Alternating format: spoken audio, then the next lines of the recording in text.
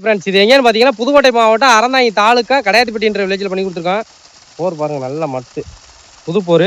இதெல்லாம் போட்டு ஒரு 4 நாள் ஆகுது. தண்ணி பார்த்தீங்கன்னா 2.5 தண்ணிக்கு மேலே போயிட்டு இருக்குது. சன்லைட் பாருங்கள் ஒயிட் மேகத்துக்குள்ள தான் இருக்குது இன்னைக்கு.